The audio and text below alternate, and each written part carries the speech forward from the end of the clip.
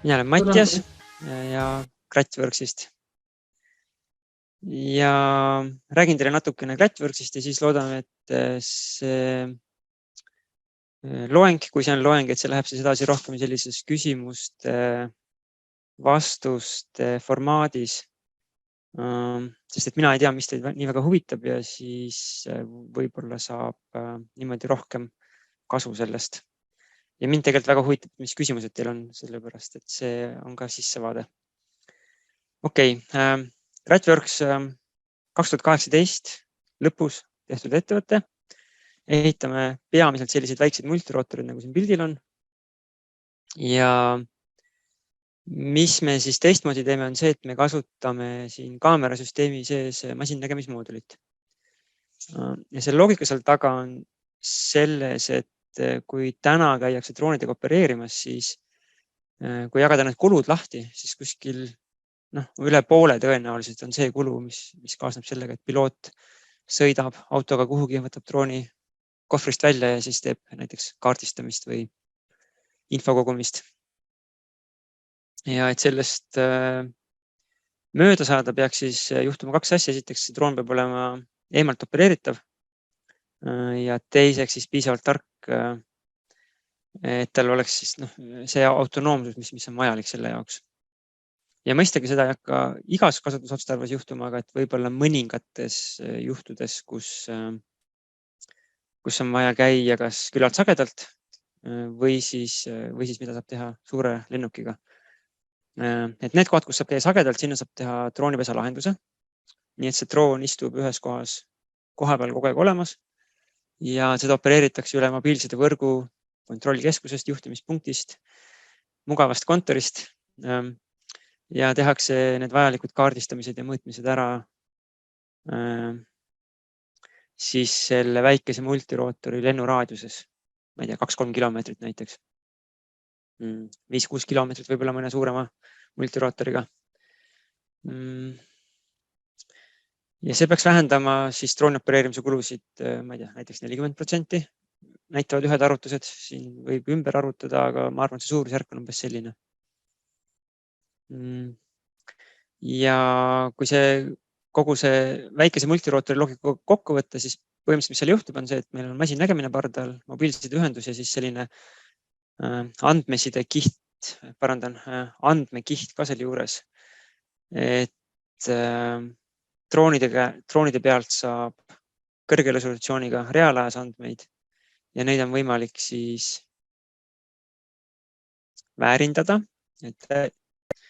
täiendada teiste andmekihtidega, näiteks satelliitide pealt saab näiteks SAR-radari pilti või siis võtta sinna alla maastikumudel või ilmainfo või nii edasi. Ja et me arvame, et siis kokkuvõttes tekib sulle sellest andmekogumisest rohkem kasu.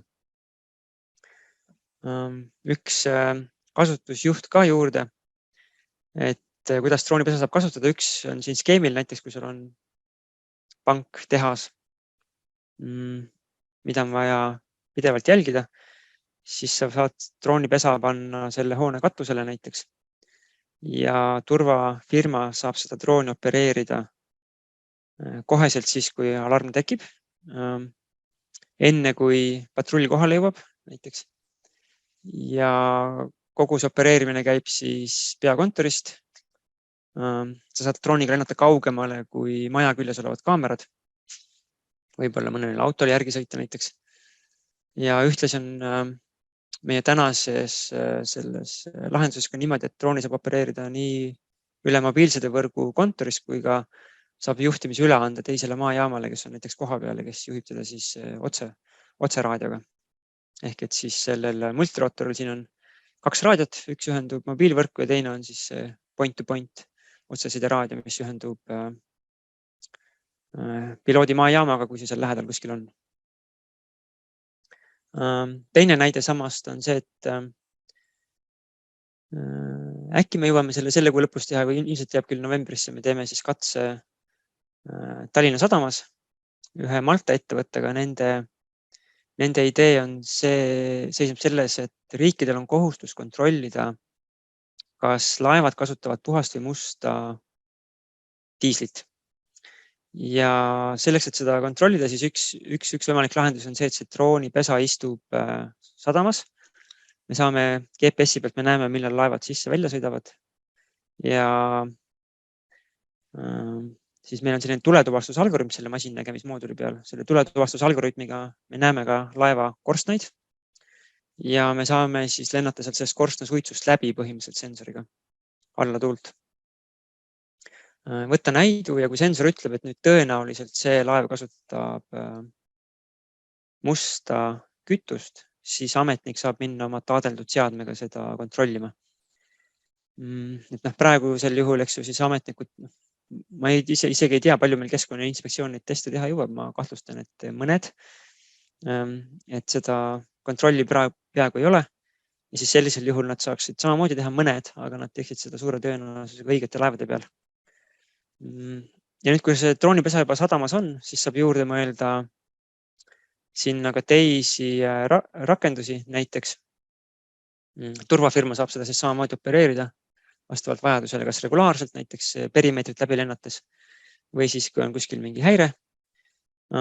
Ja sadam või siis logistikaettevõte, kes seal toimetab, nemad saavad siis kontrollida regulaarselt merekonteinerid või laoplatse, et otsida temperatuuri anomaaliaid, mis peaks vähendama tuleohtu ja see jällegi peaks vähendama nende kindlustusmakset. Et siis kuidagi niimoodi need 3 asja kokku võiksid hakata tööle. Ja ma näitan siia vahepeal ühe video ka kuskil taga. Nii hästi peidus, et ma ei saa teda lohistada. Nii, aps. Et mida saab üle 4G teha? Meil oli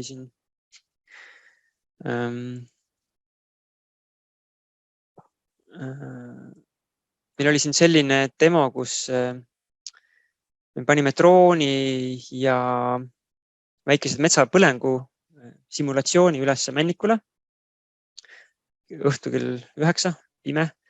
Ja meie peainsener Kristjan Möller oli Californias, San Diego's Aerial Firefighting North America messil.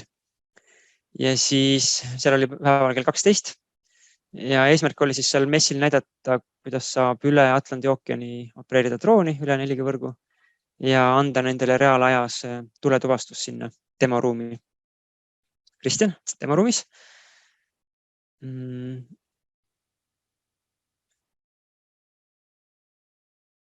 Martin Karmin on endine Lennuakadeemia tudeng. Aitab meid siin usinalt. Ja siis siin varsti tekib siis see koht kaadrisse, kus on näha, vasakul on termokaamera pilt näha ja paremal alla nurka tekib siis see, mida me masinnägemisega tuvastame. See on see, mida termokaamera näeb. Masinnägemine eraldab siit selle kuuma objekti ja kannab selle kaardile ja siis tekivad ikoonid. Tule hotspot, tulepunktid tekivad siis kaardile ilma inimese poolse panuseta.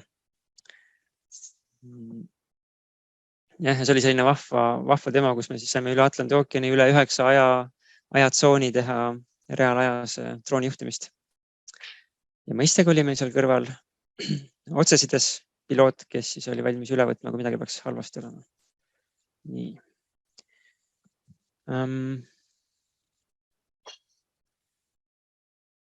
Ja ehk et siis seesama lahendus, mis meil on väikese multirootori peal, sedasama lahendust saab kasutada ka suurte planner-tüüpi lennukite peal. Näiteks, et see võib olla 6 või 12 tundi lendav lennuk, mis samamoodi ühendub mobiilsidevõrku. Ja sel juhul siis saab teha kaardistusmissioone, näiteks kui on tegemist pikkade joonobjektidega, veetrassid, gaasitrassid, elektriliinid ja nii edasi. Või siis kasutada seda selliseks lausaliseks kaardistamiseks mingite suurte alade kohal, kus jällegi eelis on see, et sa saad minna kaugemale. Ja meie algne üks meie algsetest ideedest oli siis seesama tulekahjudega võitlemine. Et seal on see matemaatika, mida me saame teha selles valdkonnas, on küllaltki julgustav selles mõttes, et metsapõlengud annavad kuskil 15–20% globaalsest süsinikuheitest. Ja nüüd, kui anda tuletõrjujatele tööriistad, millega nad saavad põlenguid avastada varajases faasis ja kiire olukorra teadlikkuse sellest olukorrast ja siis selle põlengu enne kinni panna, kui see eskaleerub suureks, siis on võimalik võib-olla ära hoida näiteks 1/10 nendest suurtest põlengutest, mida me maailmas näeme. Ja see 1/10 suurtest põlengutest annaks 1% globaalsest kasvuhoonegaaside heitest. Et seda, ütleme nii suurt numbrit nagu 1% globaalsest heitest, et seda väga paljud firmad kahjuks teha ei saa või õnneks või kahjuks. Aga täna on meie selline fookus ka natukene nihkunud, et kaitseliitlased, nagu me siin oleme enamasti ka, et Ukraina turg on täna lahti ja siis tõenäoliselt see saab olema lähiajal meie kõige suurem turg, et sinna me ei tule PDF lahti, panen veel väikseks. Okei. Et sinna me siis pakendame seda multirootorit sellises militaarkontekstis. Põhimõtteliselt on see sama multirootor ja vahe on selles, et GSM raadio ja selle 2,4 GHz otseside raadio asemel me paneme sinna 6 kanaliga raadio, mis siis võimaldab 1,6 ja 2,5 GHz vahel kasutada erinevaid kanaleid. Et kui ühte maha surutakse, siis teine jääb tõenäoliselt ellu.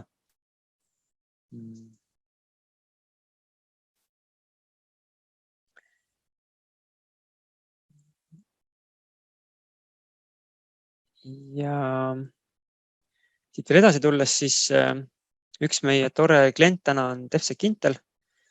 Nemad on selline Eesti ettevõte, kes teeb sellist metall järelkäru peene nimega Surveillance Platform, mis võib-olla on parem, kui ma näitan ka sellest hoopiski päris pilte, siis on ülevaade ehk parem. On selline metallist treiler, mille otsas on 20-meetrine mast. Ja siis seal masti otsas on kaamera ja sellega nemad otsivad siis liikumist niimoodi 2–3 kilomeetri kaugusel, kuni 2–3 kilomeetri kaugusel.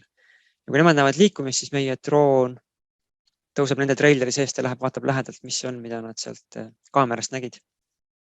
Ehk et siis me oleme teinud nendele droonipesa lahenduse, mis istub selle treileri sees. Droon tõuseb õhku ja maandub ilma piloodita ja laeb selle droonipesa sees ennast. Ja need pildid on tehtud siis august eelmine aasta, kui Lukašenko organiseeris selle põgenikekriisi Leedu-Valgevene piiril, ehk siis Eesti piirivalve Leedu piirivalvel abiks.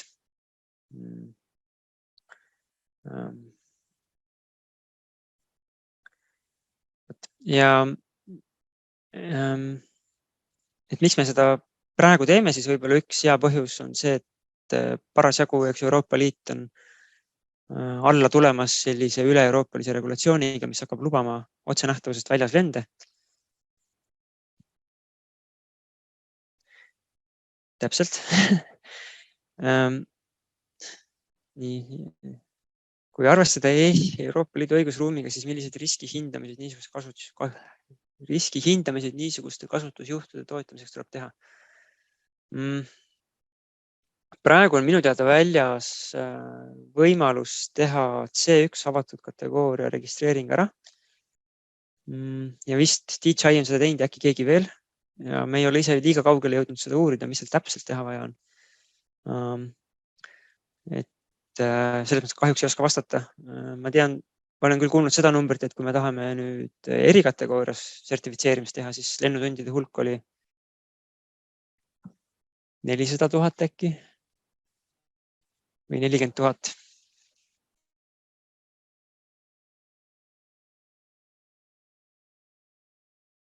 Okei. Kristjan Möller ütleb 30–40 000 lendu siis erikategoorias. Lennutundi parandan, jah. Selleks, et tõestada, et sinu süsteem on siis nii töökindel, et sellise hulga lennutundide jooksul ei juhtu midagi, millega sa ei ole arvestanud. et see saab olema päris keeruline, aga avatud kategooria on märksa lihtsam. Me loodame seda koos Lennuakadeemiaga muuseas teha siin, seda avatud kategooria asja. Vaatame, kuidas see õnnestub. Et võib-olla me siis suudame olla Eestis esimene ettevõte, kes selle ära teeb. Ja sarnane regulatsioon on tulemas USAs ka. FAA teeb analoogset asja. Nii et siis lootus on, et mingi aja jooksul saab ametlikult lennata mehitamata või piloodita lennukiga otsenähtavusest väljas ja teha seda regulaarselt. Siin me oleme teinud oma mingid turuarvestusi, võib-olla see ei ole teie jaoks relevantne, seda slaidi me näitame investoritele ja see on meie selline põhitiim. Tõnis tegeleb tootedisainiga, Martin Karmin tootmisjuht eestikeelsete ametinimetustega läheb raskeks. Kristjan on peainsener, Silvar teeb meile turundust ja siis meil on siin programmeerijad 2 tükki veel, 3 ja müügi poole pealt inimesi. Ma ei tea, kas praeguses faasis keegi tahab midagi küsida Gratworksi kohta?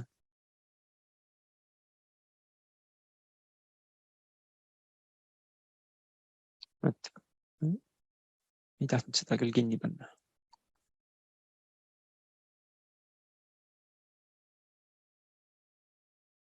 Et siis ma võib-olla räägin sellest poolest, mis on Ukraina osas relevantne äkki. Võib lihtsalt sellepärast, et see on huvitav. Tartus oli hiljuti selline mess nagu elektroonilise sõjapidamise mess. EV Live Tartu. Ja meie käisime siis seal messil tegemas vastutegevust põhimõtteliselt counter drone firmadele, ehk siis firmad, kes tegelesid droonide mahasurumise, GPS-i mahasurumise, side mahasurumisega ja droonide tuvastamisega. Ja meie lennutasime siis selliseid odavaid platvorme, et nendel oleks midagi, mida õhust alla võtta. Ja selle kogemuse pealt põhimõtteliselt, mis me õppisime, on see, et GPS-i mahasurumine on hästi lihtne ja seda sellistes kohtades nagu Ukraina tehakse väga palju ja kogu aeg. Ja et kui mõelda ka näiteks õhuruumi kaitsest, ma ei tea, lennujaama mõistes, siis see on kõige lihtsam asi, mida teha lihtsalt, et kuidas see tavalennundus segama hakkab, on omaette küsimus. Et seda võib-olla ei saa teha. Aga see on hästi lihtne asi. Ja drooni enda side mahasurumine oli oluliselt keerulisem. Videolingi mahasurumine tuli neil lihtsalt välja 2,4 GHz, 1,2 GHz. Videolingi nad suutsid ära võtta. Põhimõtteliselt iga kord, kui nad seda proovisid, aga telemeetria võib-olla õnnestus umbes pooltel kordadel, mis tähendab siis, et 420, 440 või 860 megahertsi telemeetria raadiod. Kui nad on küllalt võimsad ja me kasutasime ka seal suundantenne, siis selle segamisega tihti jäädi hätta tänaste kommertslahendustega vähemalt. Mis tähendab, et kui sul GPS on olemas ja telemeetria on olemas, siis sa vähemalt sellele koordinaadile suudad välja lennata, kuigi sa võib-olla videopilti kätte ei saa. Ja siis selle loogika tõttu me siis, kui me räägime Ukrainast, me siis kasutame 6-kanalist raadiot, mis peaks olema väga segamiskindel. Eks see paistab, kui see droon sinna kohale jõuab, kuidas see kohapealne tagasiside tuleb. Ja siis siin on mõned muud argumendid, et kasutame küllaltki vaikset proppe, termokaamera nurk on hästi kitsas, et DJI autorid, mida nemad täna seal kasutavad, on hästi laia nurgaga, mis tähendab, et see tingib seda, et nad lendavad madalalt. Ja on nähtavad ja kuuldavad. Ja siis võib-olla ka mida sellisel väikesel tavalisel droonil ei ole, on siis trigonomeetria, mis on vaja teha, et aru saada, kuhu kaardi peal sinu kaamera vaatab. Et niimoodi, nagu me seda tuletuvastust täna teeme, on see, et me teame drooni asukohta GPS-i järgi ja me teame kaamera nurka. Ja selle järgi me saame siis välja arvutada, et kus see piksel asub, mida me videos, arvame, et on tuli ja siis saame selle kaardile panna. Nii, kas vahepeal on tekkinud huvitavaid küsimusi?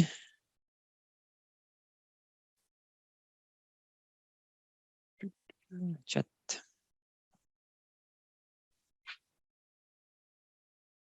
Elataustaga on meil Martin Karmin ja Mati Silla ka oli meie asutajate seas, ta hetkel praegu otseselt kaasa ei löö, aga võib-olla me tema abi küsime propellerit disainimisel. Missuguste teadmistega lõpetajaid vajate?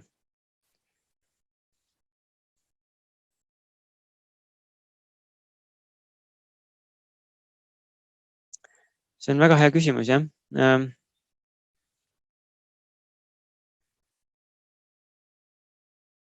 Ütleme niimoodi, et üks nagu vastus on vastata niimoodi, et sellises faasis ettevõtte nagu meie oleme, kui keegi tahab midagi teha ja tal on oskused, mida me võib-olla täna ei vaja, siis see tingimata ei ole takistus selles mõttes, et sellises ettevõttes, sellises varases faasis ettevõttes sa saad teha selle, põhimõtteliselt sa saad luua selle töökoha endale, mis sind huvitab. Kui see on ärina töötav plaan, eks ju. Et me ei ole täna nii rikkad, et me saaks öelda, ahah, okei, tule siia, teeme 6 kuud, maksame sulle palka ja vaatame, mis saab. Mitte seda ma ei mõtle. Aga et pigem niimoodi, et kui kellelgi on fantastiline idee või oskused, kust võib tulla väärtus, siis seal on kindlasti midagi, millest rääkida. Aga muidu, okei, et on olemas lihtsamad tööd, on olemas koostajad, on olemas lihtsam testlendamine ja siis on olemas keerulisem testlendamine.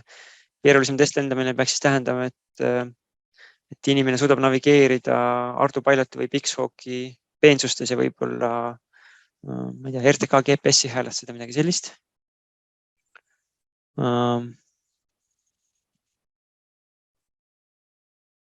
Aerodünaamika on kindlasti asi, mida Eestis võib-olla liiga palju seda oskusteavet täna võib-olla ei ole.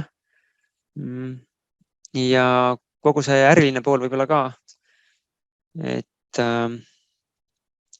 on võib-olla selline, et kui mõelda, kui palju täna on Eestis neid inimesi, kes suudavad näiteks näha seda, mis tulevik võib droonimaailmas tuua või kuidas neid müüa või kellele, et see on ka täitsa sinine ookean termin, et täitsa avatud sektor. Ma arvan, et kui keegi arvab, et tal on selles osas oskused, siis töö leidmisel raskusi ei teki. Ja kogu mehhatroonika tootearenduse pool on ka absoluutselt nagu nõutud, ma arvan, et igas ettevõttes. Okei, lähen edasi. DJI H20N. Jah, need suuremad DJI-d on tõesti selliste kaameratega, kus on kitsas ja lai, aga neid enamasti Ukrainas liiga palju kasuta, kuna nad on ka kallimad. Et meie droon võib-olla kõige rohkem on sarnane Matrice M30-le, kuigi Matrice on raskem oma näitajate poolest, aga ütleme nii, et DJI kaameratega üldse on meil, kui päris aus olla, väga raske võistelda täna. Nad teevad väga hästi seda kaamera poolt. Et see, mida meie pakume, on selles osas küllaltki lihtne ja lihtne lahendus. Et ma arvan, et järgmises tootefaasis meil on siis seal seda keerukust rohkem. Aga ütleme, et see, kuidas me täna turgu vaatame, on niimoodi, et me DJI-ga ei plaani otseselt konkureerida. Lihtsalt seetõttu, et sa saad väga hea raha ja saad väga soodsa raha ja saad väga hea toote.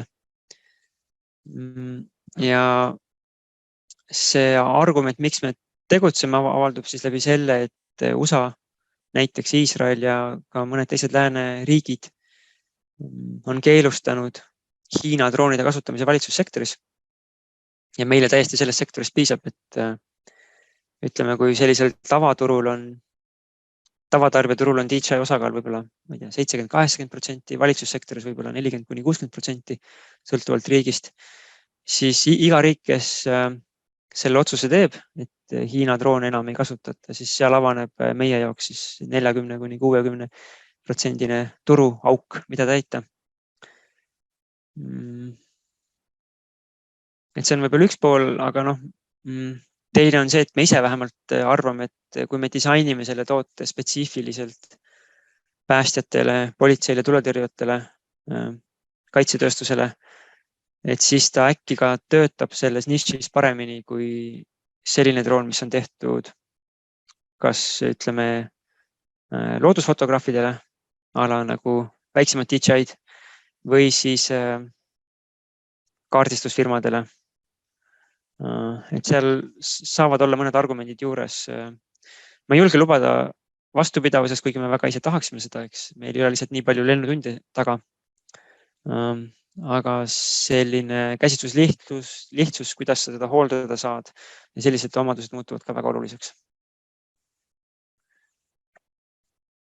Kuidas on lood product market fit'iga? Praegu me oleme sellises faasis, kus läbi selle DevSec Intel ehk seesama ettevõte, kes neid trailerid ehitab. Läbi nende me oleme Gruusia metsa majandamis ilmselt riiklik ettevõte, 2 drooni, Moldova piirivalves 1 droon ja siis Saksamaa kaitseministeerium ostab 10 trailerit, seal on siis 10 droonipesa, 20 drooni näiteks ja midagi sellist, et siin nagu otsad on lahti. Mupo on Eestis ainus, kes on meie asju ostnud. Et otsad on lahti ja meie praegune väljakutse pigem on see, et kuidas nüüd see tootmine viia sellisest heast tootmiselisest prototüübist sinna kohta, kus me saame seda teha kiiresti ja massiliselt. Palju üldse lennutunde kokku on? Ei tea ausalt öeldes. Ma arvan, et 10 korda vähem kui võiks olla. Sadades, aga peaks olema tuhandetes.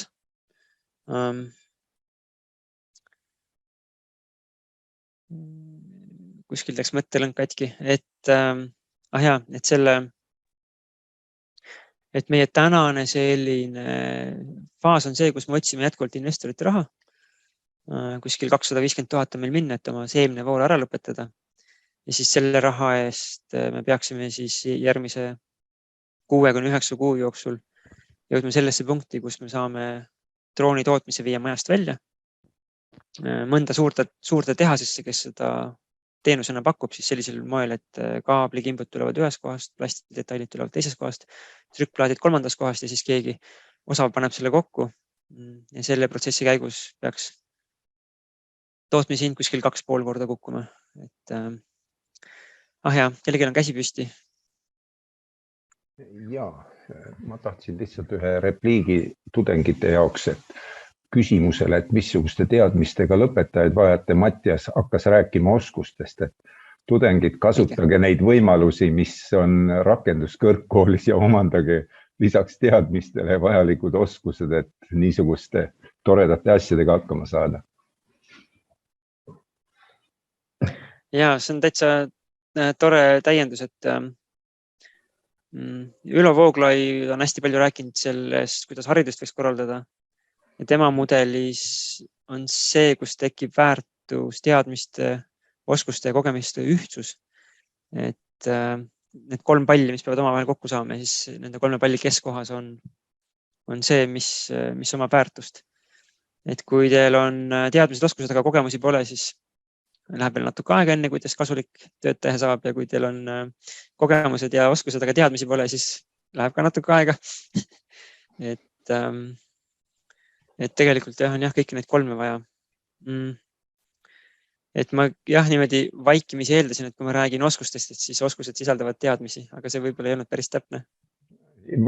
Pigem oli see tudengitele öeldud repliik, et mida praktik tähtsaks peab, seda ta ka räägib. Ja, ei täitsa õige.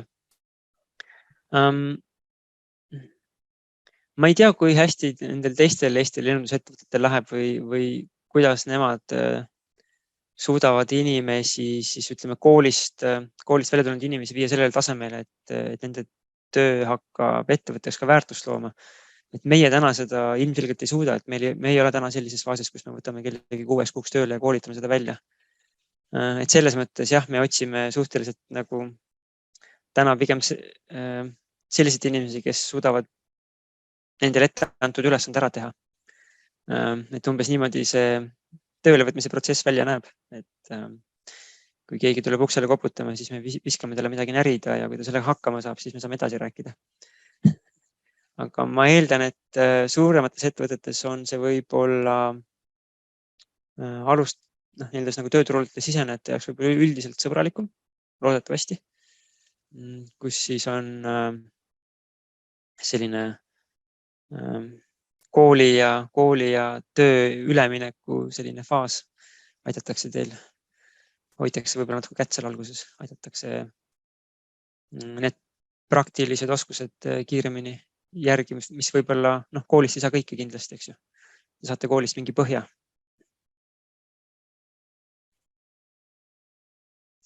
Nii, kas kellelgi on veel küsimusi? Mis ma veel siit rääkimata jätsin?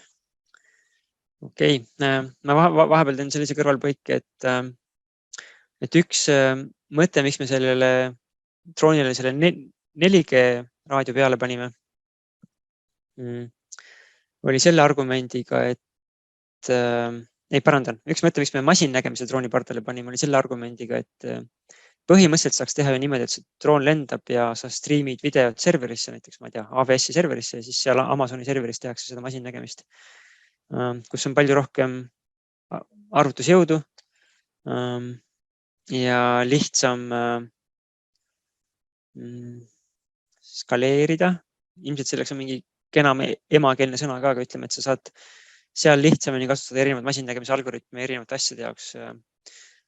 Aga meie teeme seda drooni peal olevas rauas nii-öeldes selle põhjusega, et igal pool maailmas ei ole 4G igalt poolt saadaval, et siin näiteks on Prantsusmaa 2G on see heledam ala, mis nad katavad ära mobiilsides kogu maa, aga 4G on põhimõtteliselt asulad, teed. Mis tähendab seda, et videot saad sa striimida ainult sellel tumedal alal ja telemeetria info tuleb sul läbi üle kogu riigi lennates. Ja kui sa kasutad masinnägemist drooni pardal, siis selle eelis on see, et sa ei pea videot tingimata striimima selleks, et olla kasulik, et sa saad striimida tuvastuse, ikooni näiteks, tõenäosuse, mis tõenäosusega masinnägemine arvab, et see on näiteks tuli. Ja siis drooni telemeetrit ja sul on kogu see riigi katvus olemas. Nii, scrollin veel, kas kellelgi on veel küsimusi? Siis, mis ma mõtlesin, mis võib-olla teie jaoks huvitav on see, et see, kuidas me tootearenduse peale vaatame, kindlasti meil ei ole õige lahendus selles osas, et ei maksa arvata, et ma nüüd teile siin kulda räägin, aga et võib-olla äkki on kasulik, et te teate, kuidas meie seda teeme ja või kui nüüd kellelgi tekib kaval idee, kuidas seda paremini teha, siis palun andke märku. Mattias@greatworks.com, sest et meie oleme ka jätkuvalt õpiprotsessis. Et me proovisime kokku panna design thinking'u Lean ja Agile'i lähenemised siis selliselt, et me üritame aru saada, mis on kliendi probleem, defineerida vajadus ja siis teha sellist nagu laial tasemel ideede genereerimist. Vastates küsimusele põhimõtteliselt, mis on ideaalne molekulide kooslus maailmas, mis selle probleemi lahendab. Ehk et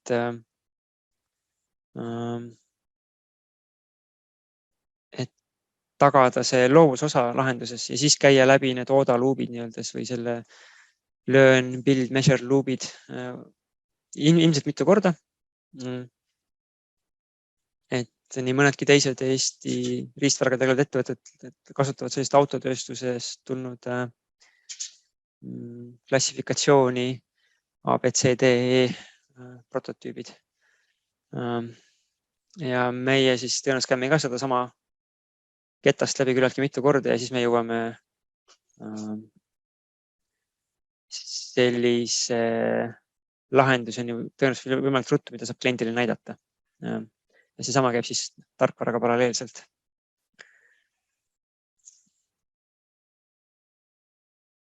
Nii, kas kellelgi tekkis kohe mõni idee, kuidas seda saab paremini teha või mõni küsimus selle asja kohta?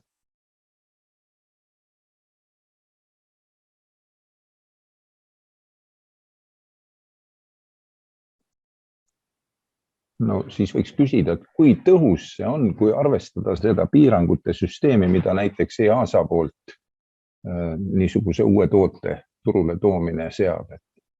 Ma lihtsalt analoogse probleemi üle rääkinud trioodi inimestega, kus on mõte nagu selles või see probleem selles, et kui oled otsustanud ühe toote sertifitseerida, siis sa pead ühes kohas selle konstruktsiooni nii-öelda lukku lööma ja sul võivad isegi need head ideed olla, aga sa ei saa alustada või sa ei saa muudatusi teha, et sa pead selle protsessiga siis jälle uuesti nii-öelda algusse tagasi minema selle sertifitseerimisprotsessiga. Kui ma sellest nüüd olen õieti aru saanud niimoodi. Jah, tõenäoliselt kahjuks vist niimoodi on jah, et ilmselt see nii käib ja nüüd sellise lähenemise mõte on, tõenäoliselt kõik on kuulnud startupi maailmast pärit väljendit ebaõnnestu kiiresti või fail fast. Ja selle lause sisu ei ole mitte see, et sa pead ettevõttena kiiresti läbi kukkuma või oma äriplaani põhja laskma, vaid mõte on see, et pigem on kasulik teha kiireid, ütleme, suurel hulgal kiireid katsetusi.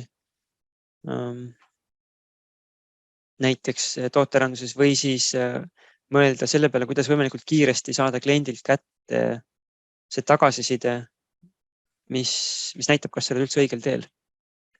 Ehk et siis sellise MVP või ütleme, esmase prototüübini jõudmine, mida kiiremini see toimub, seda vähem oled sa sinna alla pannud aega, eks ju, ja siis järelikult raha ja ka komponenti ja nii edasi. Ja riistvaras on see võib-olla selles mõttes oluliselt raskem kui tarkvaras, et tarkvaras tihti tehakse ju seda MVP-d niimoodi, et sul tegelikult toodet ei ole, et sul on kontseptsioon, toote kontseptsioon ja siis sa teed sellise maandumislehe, mis näeb välja nagu analoogselt umbes selline, mismoodi kunagi võiks olla see kliendi interface või see leht, mida ta kasutab, äpp, mis iganes. Ja tegelikult sealt taga siis keegi teeb kapis tööd nii-öelda man in the box solution. Et kõik töö toimub manuaalselt, midagi ei ole automatiseeritud, programm ei ole kirjutatud.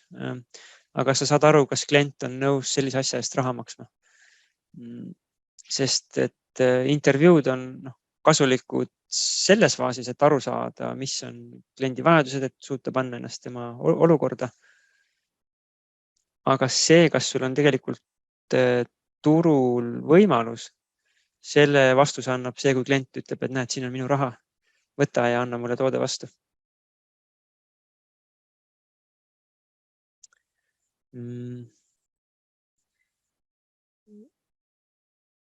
Ehk et siis selle, kui see mõttesid nagu ära lõpetada, siis selle fail fast või ebaõnnestu kiiresti lähenemise eesmärk peaks olema võimalikult kiiresti jõuda sinnamaani, isegi kui see on ainult video, mida saad kliendile näidata, aga sinnamaani, et sa saad talle öelda, et näed, siin on see asi, mis me oleme mõelnud. See maksab nii palju, et palju sa osta tahad ja millal. Ja siis, kui ta selle peale hakkab ümmargust juttu ajama, siis järelikult sul ei ole toodet, milles klient on nõus raha maksma. Okei. Kas on mõeldud ka sellele, et kuidas droonis olevat infot kaitsta, kui droon vaenlase kätte satub?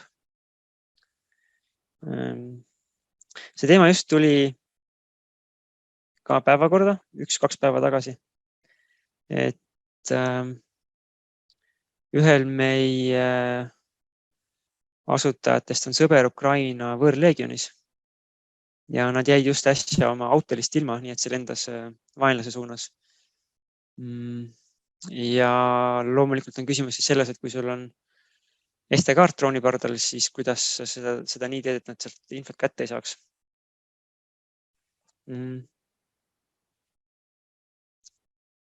Ma ei tea, kas meil nüüd kõige parem lahendus on, aga ütleme, et seal on see vastuolu, mis sul on see, et see info, ütleme, see pildi kvaliteet, mis sa drooni pealt alla saad, on nii-öelda see full HD või ütleme siis suurusjärk 2 mega pildi kvaliteeti, mida sa suudad striimida maajaama. Kaamera ise teeb näiteks 12 mega või 20 mega pilti. Ja kui sa selle pardale salvestad, siis sa saad pärast käia üle, eks ju, selle kõrge täisresolutsiooniga videot sinna sisse zoomida. Ja võib-olla leida midagi, mida sa lennu ajal ei näinud või suutnud ära tuvastada. Et Ukraina droonioperaatorilt me oleme kuulnud, et nad tihti lendavad päris suurte tahvlitega, täitsa selliste gigantsete tahvlitega. Selleks, et oleks võimalikult hea pilt ja nad tihti käivad veel pärast suurel ekraanil, pärast lendu kogu selle drooni video üle suure teleka peal. Selleks, et siis saada, et oleks kindel, et midagi kahe silma vahele jäänud ja kuskile niimoodi kaugele läbi udu vaadates, et see kehvast pildist saada kätte see info, mis seal olla võib. Et siis selle jaoks oleks väga kasulik, kui sa salvestaksid SD-kaardile täisresolutsioonis pilti ja nüüd, kui see droon alla kukub või üle võetakse, et siis on tõesti see oht, et see läheb kaduma. Ja üks lihtne vastus võiks see olla, et piloot vajutab sel hetkel nuppu salvesta, kui ta on siis oma õhku tõusmise kohast näiteks kilomeetri kaugusel. Et see võiks olla piisav kaitse. Küsimus on võib-olla selles, et kas see on asi, mida nad unustama hakkavad. Et ühesõnaga, et kumba pidi seda seadistada, et kas ta vaikimisi hakkab salvestama, kui et oleks alati olemas täisresus video või ta vaikimisi ei hakka salvestama, siis sa võib-olla avastad mõned lennud, et sul ei olegi täisresolutsioonis videot võtta. Et seal ma ei teagi, mis see õigem lahendus on.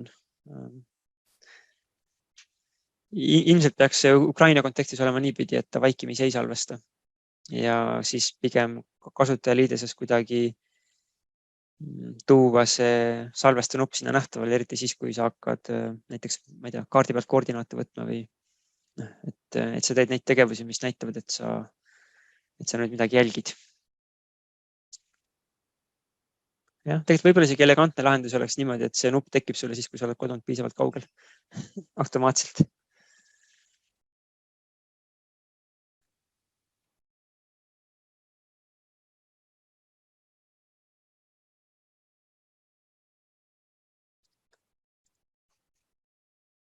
Okei. Kellelgi on veel mingid küsimusi tekkinud vahepeal?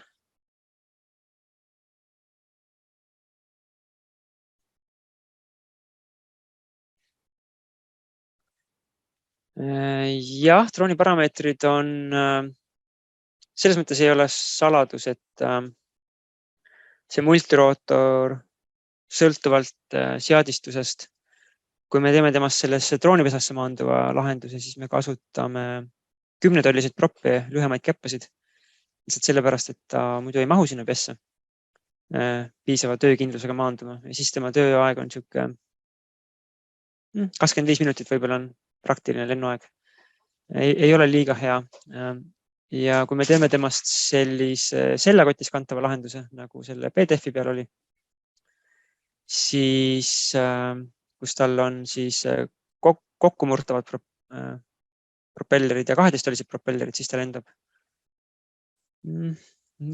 Ütleme 35-40 minutit on sihuke hea lennuaeg temal. Termokaamera 640-512. Nähtavalguse kaamera võib olla 8 megapiksit, võib olla ka kuni 20. Praegu me kasutame seda 8, järelikult, kuna see on siin kirjas, nagu ma loen. Ja ega tal midagi muud erilist seal ei olegi. Kasutame Ardu Pilotit või PX4. Raadiod on Microhardi omad praegu. Microhard Kanada tootja. Ja GPS on meil RTK-ga ühilduv,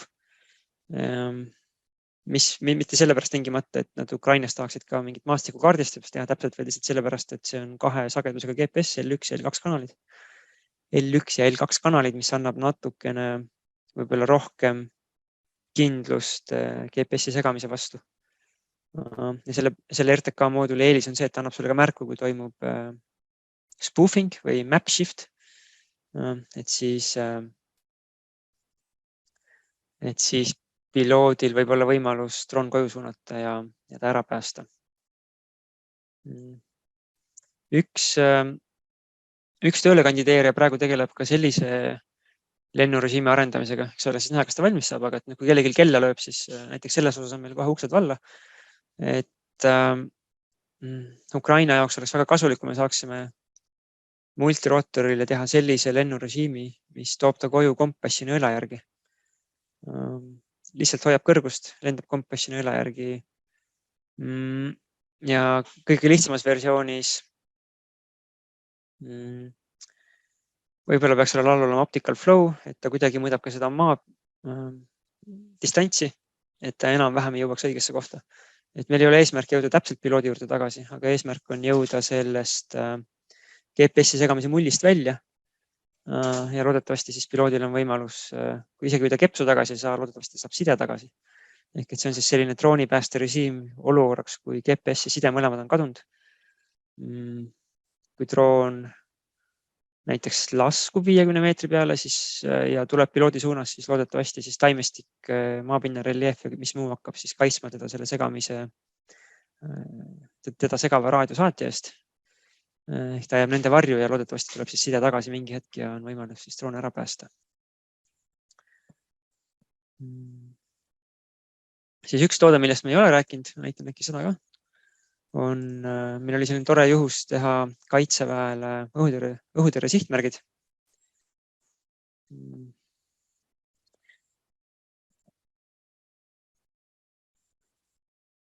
Kuskil on mul selle kohta ka toredad videod.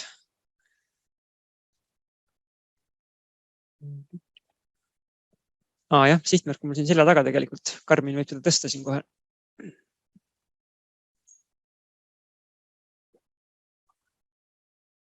See on siis 2,2 meetrise tiiva ulatusega vaittiib, bensumootor, lendab kuskil 50-55 meetrit sekundis. Kõhu all on suitsu pommid põhimõtteliselt. Pürotehniline suits ja siis tal tiiva otsasse käivad veel IR-tõrvikud, kui on Mistraliga laskmine. Et see on 7-aastane leping, mis me nüüd siis Eesti kaitseväega sõlmisime. Ja saame nendele neid pakkuda. Esimesed endamised tulevad juba siin see aasta.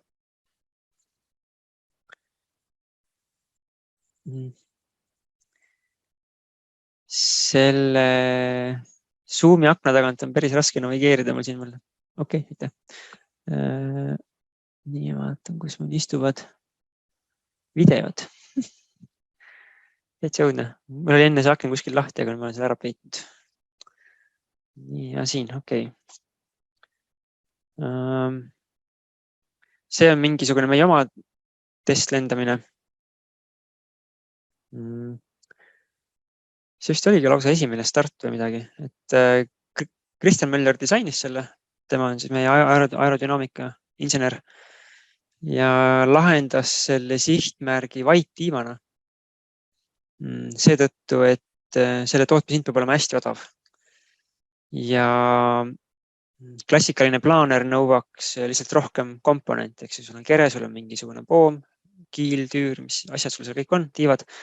Et siis sellise lennuki me saame võtta ühest vormist välja ühe tükina ja kiilud on vineerist välja laserdatud. Et siis ta on hästi soodne, mida toota.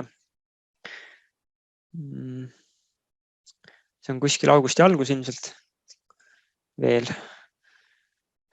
Ja seal on 35 kuubikuline kahetaktine mootor. Hüpris mürarikas ja hästi kõva vibratsioon. Ja kuskil 4 hobujõudu siis kannab selle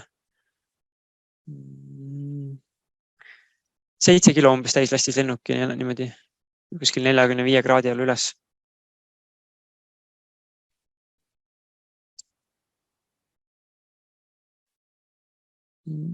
Ja siis see viis, kuidas nüüd kaitsevägi neid opereerib, on siis kahte moodi, et üks on see, et kui lastakse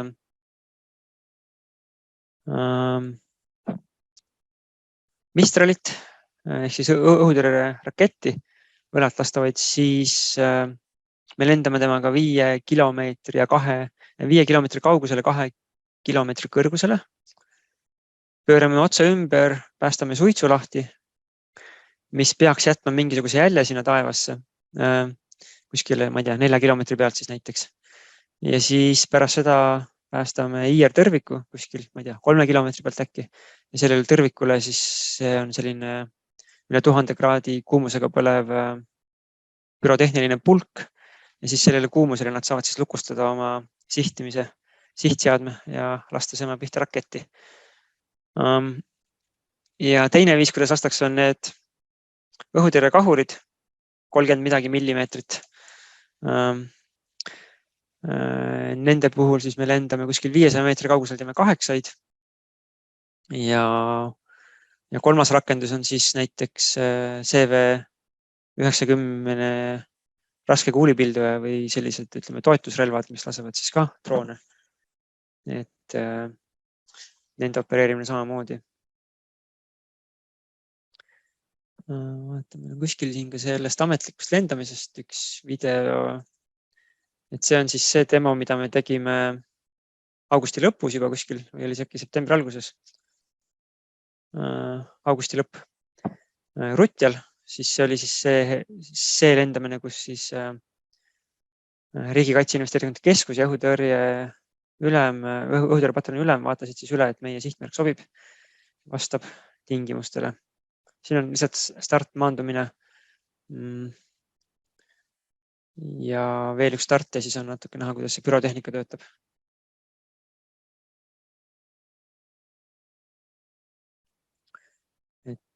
Et kui on selline tore, seal oli siuke 5-6 meetri sekundis tuul, siis oli küllaltki lihtne temaga maanduda.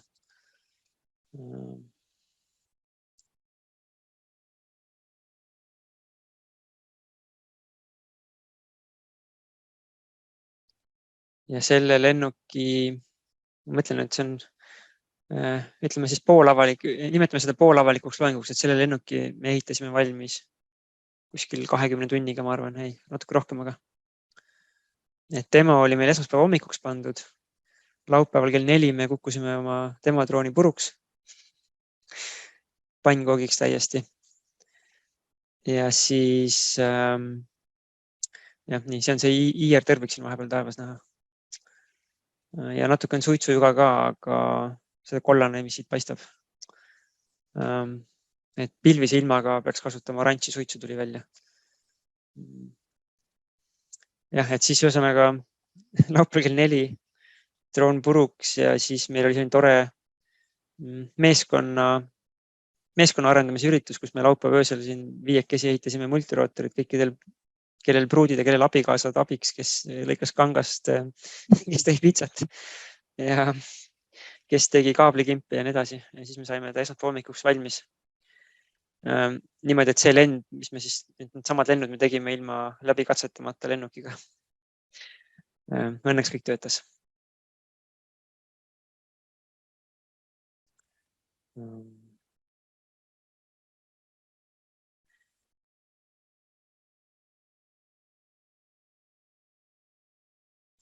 Siis selle drooni lennuaeg 20-30 minutit. Saame natukene seda pikendada, kui rohkem kütust panna. Ja tippkiirus saab ka natuke üles, et tegelikult talle kaalu poolest läheb ka umbes poole suure mootor peale, et siis saab seda tippkiirus ka tõsta natuke, et praegu kuskil 200 kilomeetrit tunnis on see piir, mis me oleme kätte saanud. Maandumisel paistis, et kündis lausa liiva, et kas see propeller jäi terveks ole? Ja me suretame ta niimoodi välja, et propeller jääb enam-vähem horisontaali. Lihtsalt kolvi käiguga on see paika seatud, eks ju. Ja nendel maandumis, mis me oleme teinud, meil ei ole siiamaani propeller katki läinud, isegi kui ta natukene on diagonaalis olnud. et ta ikkagi nii palju suudab ennast eest ära pöörata. Et pigem on see küsimus selles, et seal on lahtine karburaator, et sinna liiva sisse maandudes, see võib olla hoopis see koht, aga selle drooni planeeritud eluiga on ikkagi 1, 2, 3 või 4 lendu, et äkki ei ole liiga suur probleem. See õhu sissevõtte klapp on niikuinii kinni ka sel hetkel, kui ta maandub, aga sellegi poolest, et seal see liiv võib olla see, mis on pigem ohtlikum. Kõige parem äriidee on, kui üks lend lastakse ikka esimese katsega maha, siis saab jälle järgmise ehitada. Ja, meil oleks see kõige lihtsam, jah. Iga maandumine on teatud risk ikkagi. PVLS lubasid meil ei ole üheski riigis, isegi Eestis mitte. Pole seda isegi ajama hakanud. Et praegu, kuidas me sellele läheneme, on siis see, et me proovime see aasta ilmselt me seda algatada enam ei jõua, et kuskil järgmise aasta algusest käima lükata selle protsessi, et küsida või ära taodelda see avatud kategooria luba, mis siis ei anna meile otsenähtavusest väljas lendamisõigust. Ja senimaani me opereerime seda 4G drooni niimoodi, et siis on maapealne piloot ka juures alati. Et isegi kui keegi eemalt juhtimise üle võtab, lihtsalt selleks, et tõestada võimekust ja ma ei tea, kui me käime kliendile demamas seda, et siis meil on seal maa peal keegi, kes saab nuppu vajutada ja otse raadioga juhtimise üle võtta. Ja see saab olema päris, jah, ma ei tea, kas see maksab 500 000 või 1 miljon või ma ei tea, mitu 100 000 see maksma hakkab, see erikategooria sertifitseerimine.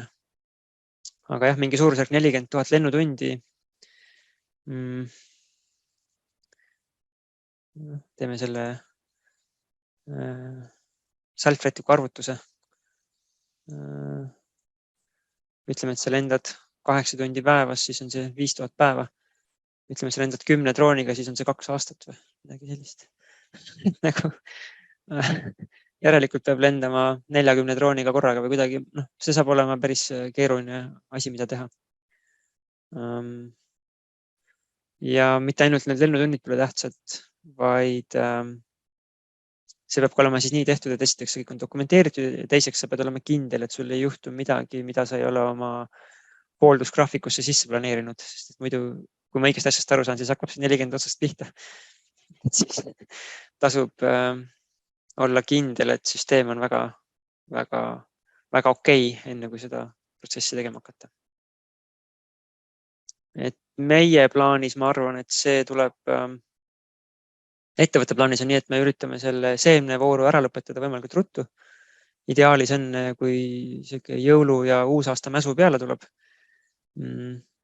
Et siis me saame oma selle väikese multirootori teha mast otatavaks ja siis sealt edasi tuleb siis järgmisena sammuna järgmine rahastusvoor, mis võib-olla on siis, ma ei tea, 1 miljon 2 või ma ei tea, mis iganes see number saab olema, et siis sellest rahast me äkki suudame seda siis selle sammu ära teha. See on kindlasti kallis, aga see ühtlasi kahtlemata avab ka väga olulise turu meile.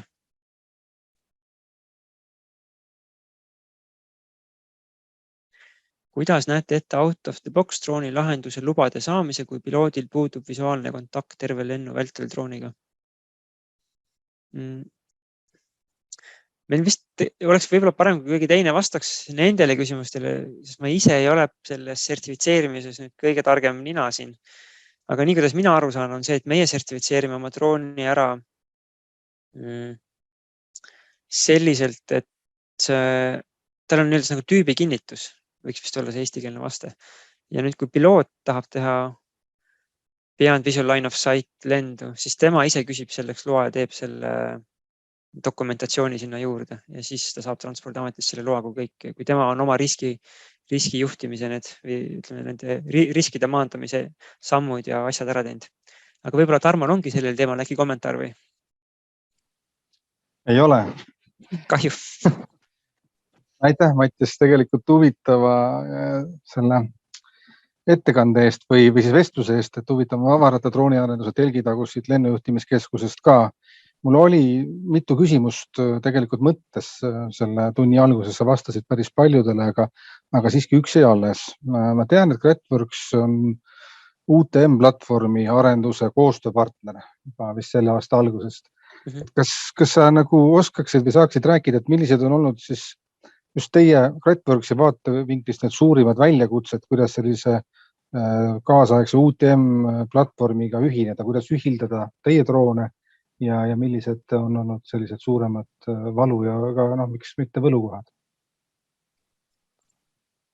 Ma võiks niimoodi vastata, ütleme, et lihtne vastus on see, et meie poolt pole üldse mingit probleemi, et kui teie tahate näha, kus meie droon lendab, me saame teile anda serverisse ligipääsu, sest need on ju kogu aeg mobiilside võrku ühendatud, et palun vaadake. et tehniline või ka sellise nii-öelda selle väikese transponderi drooni peale panemine, et need on tehniliselt lihtsad asjad, mida teha. Pigem on keerukus selles, et kuidas seadusandlik pool ja selline regulatsioon võimaldab sul siis ametlikult selliseid asju tegema hakata niimoodi, et see on okei ja kõik sujub, eks ju. Et minu meelest on see king pigistab praegu sealt ja õnneks siis üle Euroopa sellega tegeletakse, aga ma isegi ei tea, kelle otsa siin Eestis peaks vaatama, et kas on puhas transpordiamet, olete teie seal kuidagi seotud otsapidi või mismoodi see käib, et või kas ma vastasin su küsimusele või sul oli mingi teise nurga alt see küsimus? Ei tea, tegelikult vastasid küll, aga mind huvitab ka see, et kas te olete arutanud omavahel, et kas ütleme selle UTM-süsteemis võiks näha ka sellist edasi-tagasisidet, kahepoolset sidet, et jah, et meie näeme teid on nagu üks asi, aga et meie saaksime anda teile mingisugust informatsiooni teemal, võid ülespoole minna, ei või ülespoole minna, keera paremale, vasakule. Et kas te olete seda ka nagu arutanud? Ja, tähendab jällegi, et meie poolt on see hästi lihtne jällegi, sest et sellisel moel, kuidas me täna neid droone siin ütleme siis tsiviilis või ka ma ei tea, kui me käime tuletõrjetele näitamas või piirivalvele, siis põhimõtteliselt samamoodi, et me ikkagi toetume sellele 4G ühendusele suures osas, et siis jah, on võimalik, eks ju, piloodile saata seda infot vastavalt sellele, kuidas teil vaja on. Tema saab selle kätte. Kui sa mõtled, kas saab niimoodi teha, et nüüd automaatselt droon midagi teeb teie käskluse peale või teil on võimalus ütleme seda jõuga näiteks drooni maha suruda, ma ei tea, ütleme 200 meetri pealt 100 peale. Teoorias on võimalik. Praktikas ma ei ole päris kindel, kuidas see välja kukuks. Ja ma ei tea, kas see on tingimata hea lahendus ka, et seal tekivad omad küsimused, aga ütleme põhimõtteliselt autopiloot on vabavaraline, kas Ardu Pilot või PX4, maajaam on ka vabavaraline, kas Mission Planner või Q Ground Control. Et me oleme seal küll väikseid täiendusi teinud, aga laias laastus open source community või siis ütleme see vabavaraline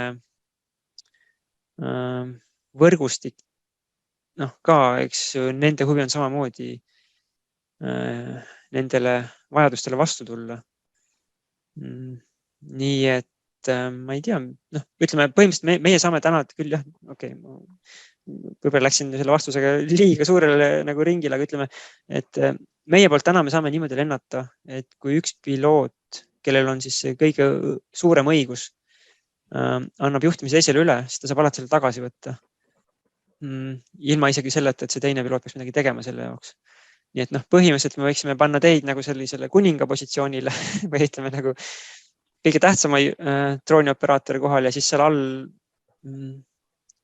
255 noodi saab vist panna sinna meile külge, et siis saab kuskil 250 pilooti olla veel pingereas. Väga huvitav, Mattias, aitäh. Ja kuninga positsioon on meile ju alati meeldinud, aga või kuskil mujal ka arutada. Aitäh sulle. Istute seal oma kõrges tornis ja vaatate ülevalt alla.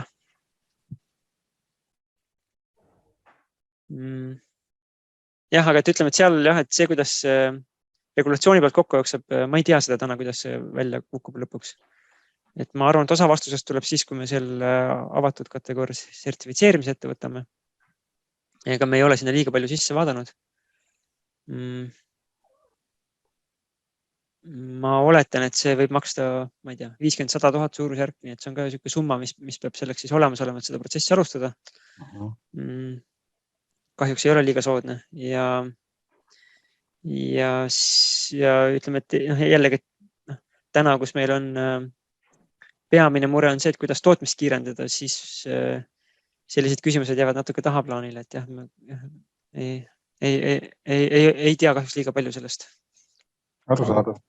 Kas see pole mitte nii, et te praegu oletegi rohkem nagu orienteeritud selliste õhuruumide või sellistes õhuruumides opereerimisele, kus ei ole väga niisuguseid nõudeid ja siis on nagu see asi vabam Ukraina jaoks, see on arusaadav, aga kui meil on siin praegu ikkagi see regulatsioon rakendamisel ja kõik need nii-öelda U-Space'i osad ja mis ei ole U-Space'i osad, seal on küllaltki nii-öelda detailsed riskianalüüsi nõuded, et siis on ju tegelikult üpris raske sellele, ühelt poolt sellele opereerijale, jah, sa ütled, et see ei ole nagu väljatöötaja mure, aga siin on ka näiteks need samad regulatsioonid, mis on juba siin hakkavad kehtima jaanuari lõpust, järgmise aasta jaanuari lõpust, seal on just see vastastikune nägemise, nii-öelda elektroonilise nägemise võimekus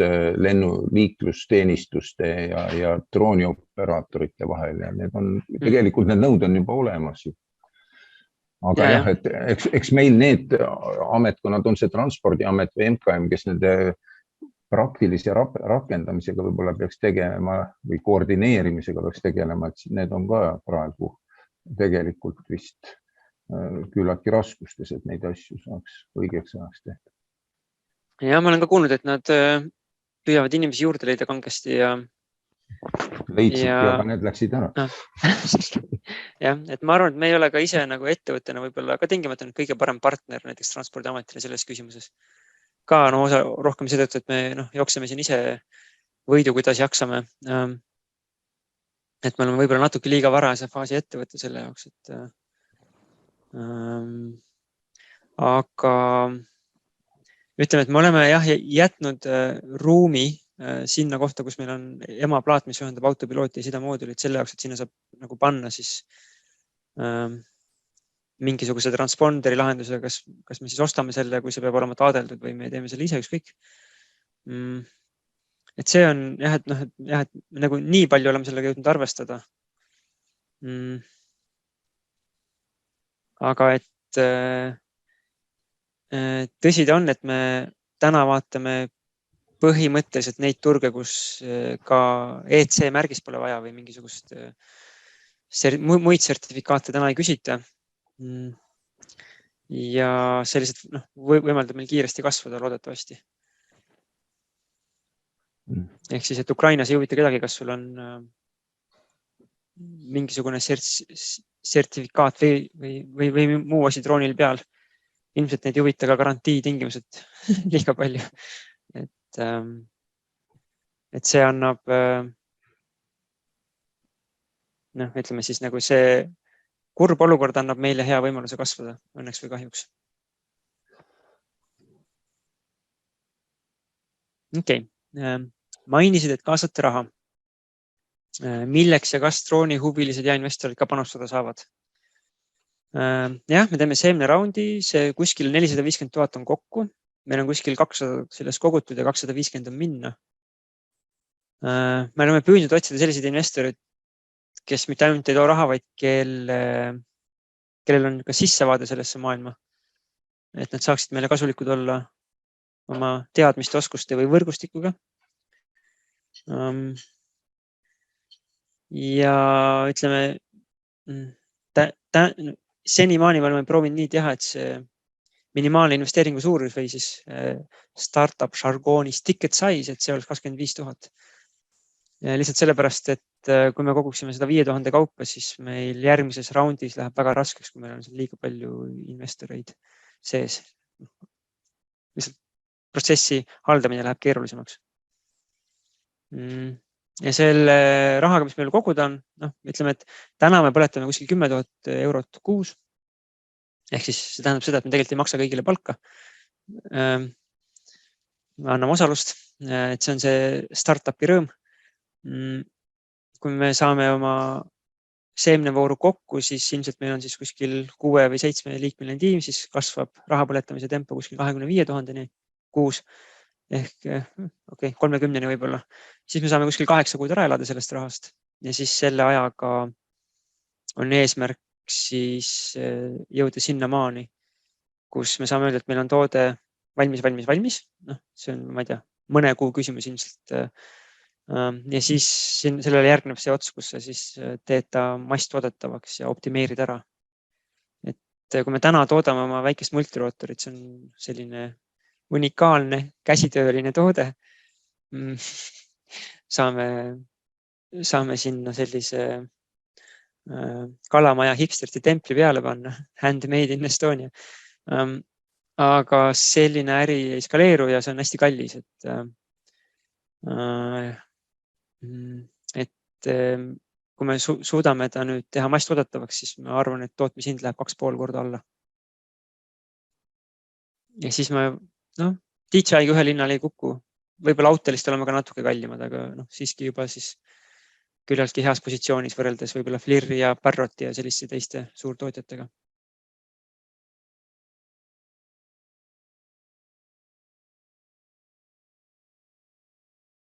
Nii, keegi tahab veel küsida?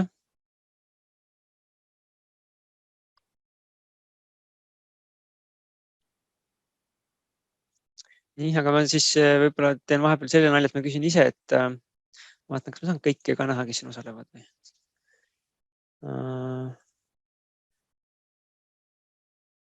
On siin võimalus teha küsitlusi või? Mind tegelikult huvitaks, et kui palju teist plaanib minna piloodita lennundusse ja kui palju pilootidega lennundusse? Kuidas seda teha saab?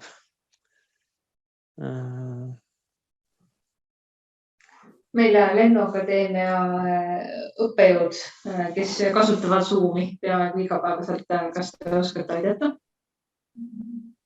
Siin on polli koht olemas küll, aga ma ise pole ka kasutanud.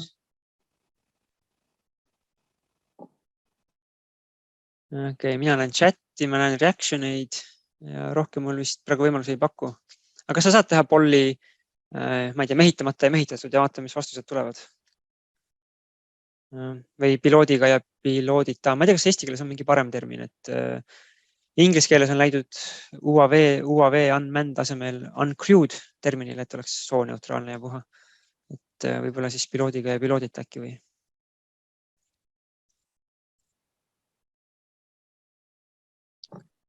Mul ei ole kogemus pollidega, aga kas on ikkagi endiselt siin õppejõude Lennuakadeemia omi? Teeme siis nii. Ja ma proovisin, ma oma selle ei olnud sisse logitud, aga ma ei saa aru, ta ei taha mind aktsepteerida. Aga teeme lihtsamalt, ma küsin siis niimoodi, et kui paljud teist plaanivad minna piloodiga või ütleme siis nagu päris lennundusse, tõstke käed, me peaksime käsi peaks nägema siit. Vilja soovitas ka reactioneid. Ja, nii, tehke midagi.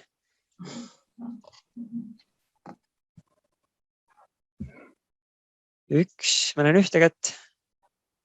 2, 3. Okei, 4, 5, 6. Küsimus on siis, et kes ei kuulnud, kui paljud teist plaanivad minna pilootidega lennundusse? 6, nii, siis selge. 5, 6. Okei, ja nüüd laske palun käed alla. Ja siis ma küsin, et kui paljud plaanivad minna piloodita lennundusse? 3. Nii. Ja mis te ülejäänud huvitav teha plaanite? Ülejäänud on õppejõud. Selge.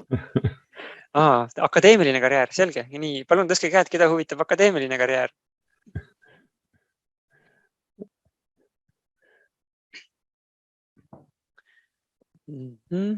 Okei, et kui meil juba see võimalus on, siis kui te ei tea, mida te elus teha tahate, siis selle jaoks on tegelikult üks väga hea meetod olemas, kuidas seda välja selgitada. Et vabandust, see on nüüd väike nali teie kulul, aga see on äkki siiski kasulik. Et meetod üldse on üks hea asi, eks. Meetod on teada-tuntud viis, kuidas midagi teha ja siis üks tore meetod on selleks, et kuidas nuputada selle üle, mida oma eluga pihta hakata. Noored inimesed, nagu te olete. et siis see käib niimoodi, et sa ostad kolmapäeviti vist on meil need suured lotod, mingisugune Euro, Viiking, mis iganes need on, eks ju. Ostad selle pileti niimoodi, et sul jääb 6 päeva aega selle järgmise loosimiseni. Ja siis sa mõtled, et nii okei, et nüüd ma ostsin selle pileti, selle see võidusumma on, ma ei tea, 10 miljonit, mis iganes seal see võib olla, see jackpot 7, 10, 5, 12. Et nüüd ma võib-olla saan nädala aja pärast on 10 miljonit. Nüüd ma siis ütleme, et ma teeme selle salträtiku arvutuse, et sellest 10-st te kulutate mingi osa, ma ei tea, ikka teil on noored inimestel on kindlasti nagu vaja paari miljonit kohe ära kulutada, aga rohkem ei tasu, eks ju. Siis teile võib-olla 8 järgi, kui te selle panete mingisuguse tagasihoidliku 2%-ga tootluse peale, 2% äkki on tehtav, siis on see 160 000 aastas või? Jah, on vist nii, jah.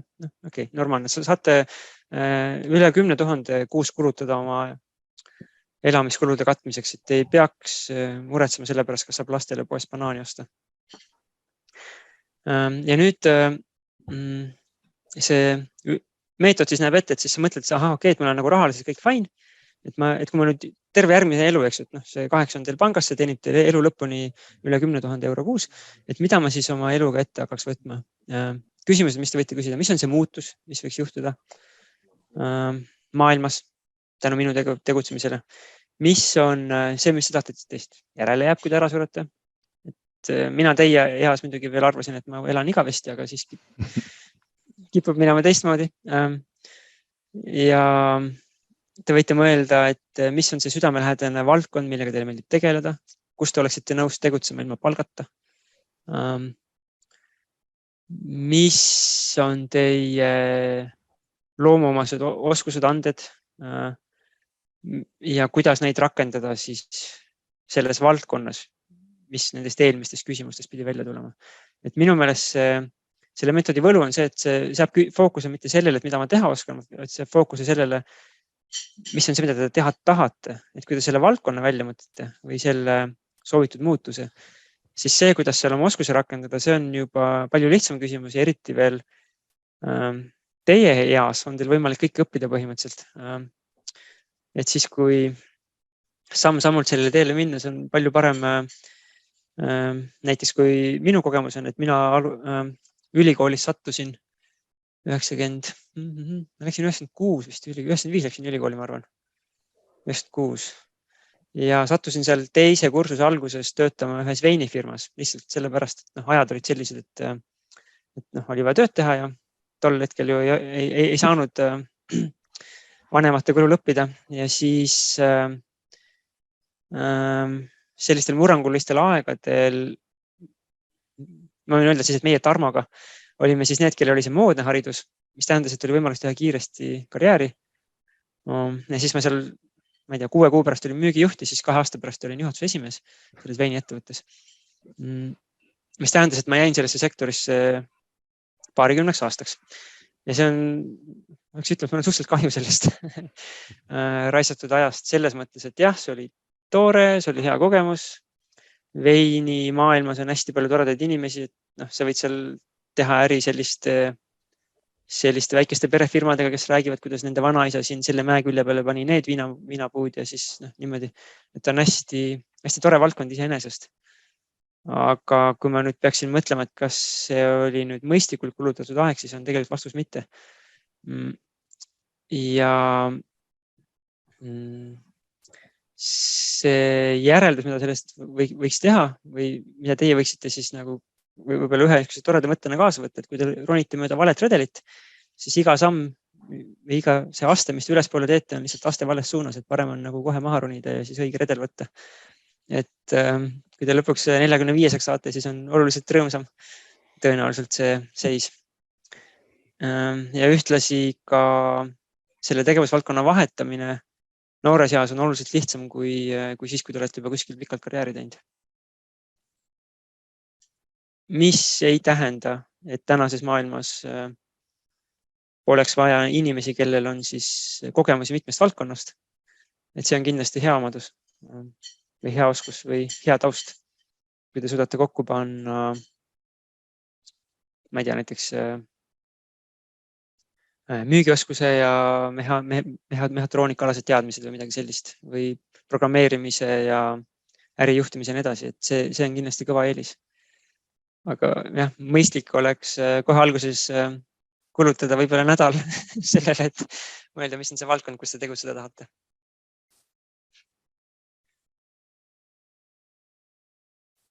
Nii, kas kellelgi on veel küsimusi?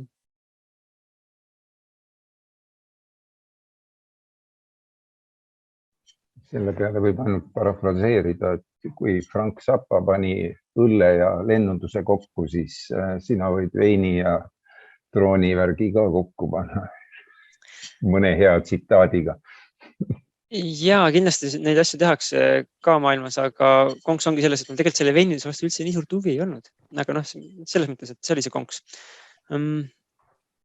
Okei, et kas see on see koht, kus ma peaksin juttu kokku võtma ja ütlema kõigile aitäh või on siin veel küsimusi?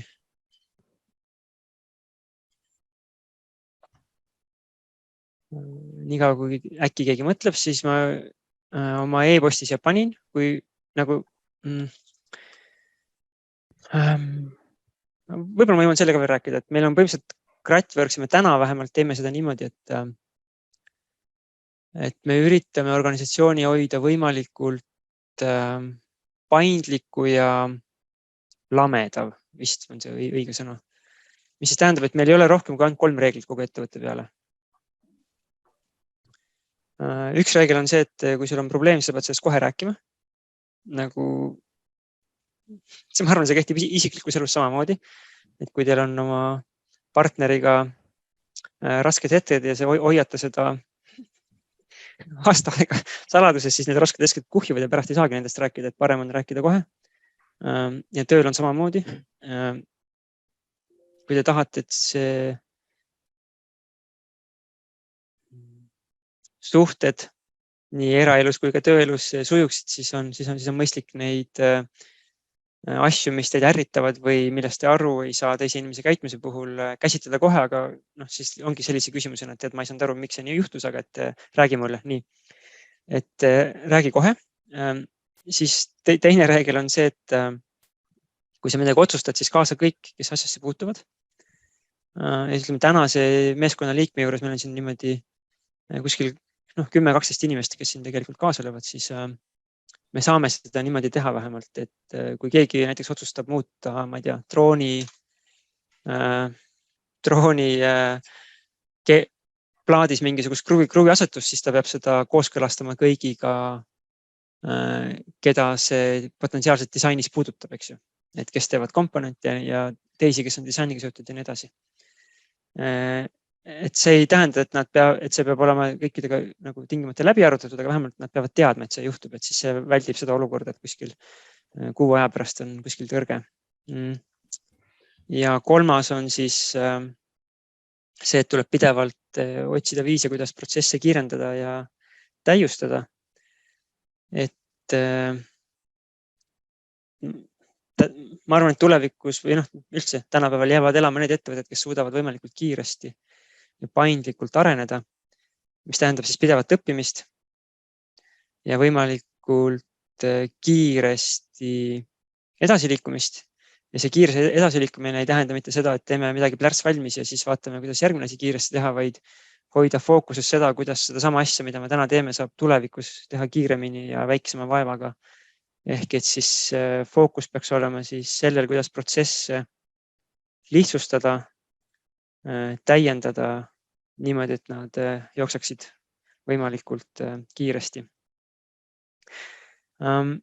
Ja siis,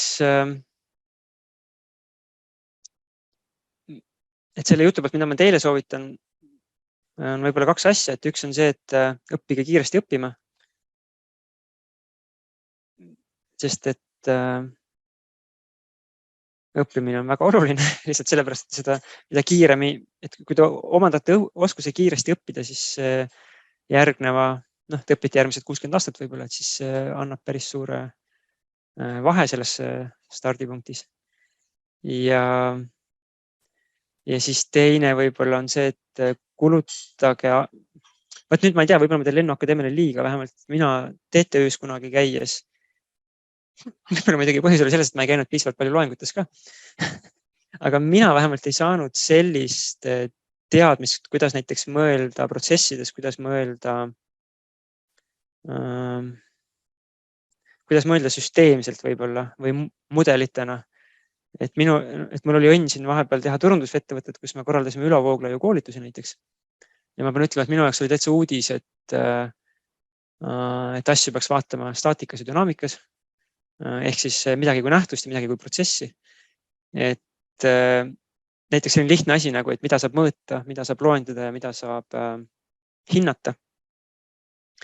Et ma ei olnud selle peale millegi pärast tulnud, et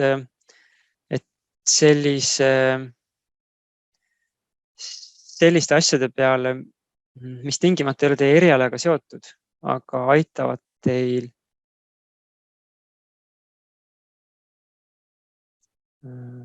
raamistada nähtusi ja protsesse ja mõelda nendest suurest pildis, et need omadused võib-olla on need, mida tasuks otsida. Nii, ja siis on ilmselt, ma arvan, et see on viimane küsimus. Tema lende saab näha.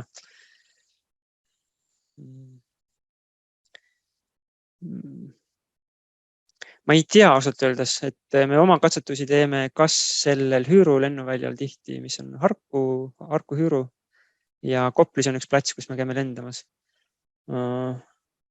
Kaitseväe lendamised, mis novembris tulevad, ma ei usu, et sinna kõrvalisi isikuid lasta saab. Ja hetkel meil mingisugused avalikke demosid plaanis ei ole. Aga see on hea point, et ma arvan, et kui meil neid tulevad, et äkki me peaksime siis teavitama Lennuakadeemiat. Teil on sotsiaalmeedias ka mitmed kontod, et võib-olla tasub sinna ka infot üles panna, aga meile ka kindlasti siis teada anda. Saame ka infot jagada. Okei, ja ma loodan siis, et need väiksed kõrvalepõiked ei olnud liiga lihtsad või enesestmõistetavad.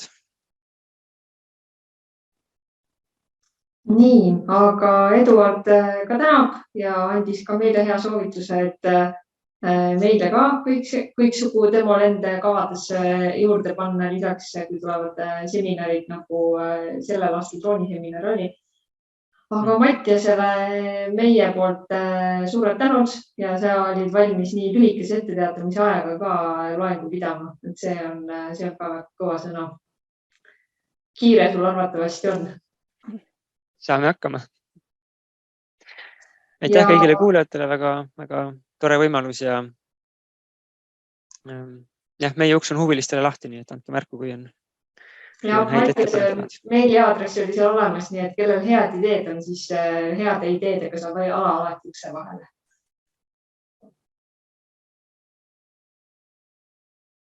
Aga tänud. Tõmbame siis tänaseks joone alla.